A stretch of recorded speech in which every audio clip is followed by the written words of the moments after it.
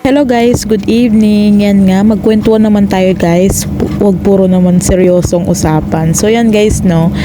Hay, nararamdaman nyo rin ba yung ganito guys? Yung parang pinanghihinaan ka ng loob guys. Yung parang feeling mo na hindi mo na matupad yung mga pangarap mo sa pamilya mo, ganyan. Yung basta iba yung nararamdaman. Siguro ito yung tinatawag nila nade-depress ka. Hindi ko rin alam kasi kapag ganito ako nade-depress ako, kapag ganito yung feeling ko, I mean is nagluluto na lang ako or minsan umiiyak na lang ako. Kasi meron talagang time na nangihina talaga yung kalooban ko. Hindi always talaga na ako, gawa-gawa lang ng video, ganyan is nade-depress ako guys. Na rin ako, nag-iisip ako parang masyadong malawak yung iniisip ko. Parang hindi ko alam saan na napunta yung isipan ko. Alam niyo ba guys, ilang ilang OFW na ba yung nabalitaan ko na nasawi guys, nagbakimatay, ganyan ang dahil sa depression, 'di ba?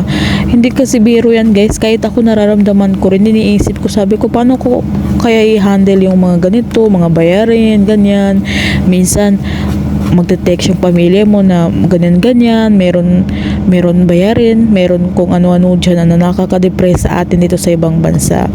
So para sa akin guys is always isipin natin yung mga positive na nangyayari. Ganyan lang kasi ginagamot ko sa isipan ko. Sabi ko, di bali na lang yung na itong problema na to. Ang iniisip ko talaga yung paano ko masolve yung problema, at iniisip ko na hindi ibibigay ng God itong problema na to sa akin na hindi ko kaya, ganun. So kailangan always natin isipin na makakaya natin yung problema na binigay sa atin. Huwag natin huwag natin wag tayo magpadala sa mga yan, magpakamatay lang. Hindi yan solution guys, hindi yan solution. Yun lang masabi ko. So ito pa lang, sarap pala ng ulam ko today.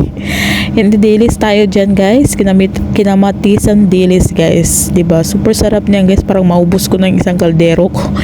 Napagkwento lang ako guys kasi iba talaga yung nararamdaman ko. Alam niyo naman ako, kasi itong amo ko 50-50, maalis sa trabaho, hindi maalis sa trabaho. Sabi ko, sana naman ako maghanap ng trabaho nito, charot. Ang naiisip ko mag-uwi na lang ako, ang daming umahad lang sa akin guys.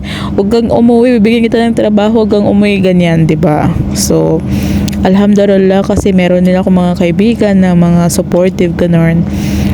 Inaano ako na be positive. So thank you kayo rin.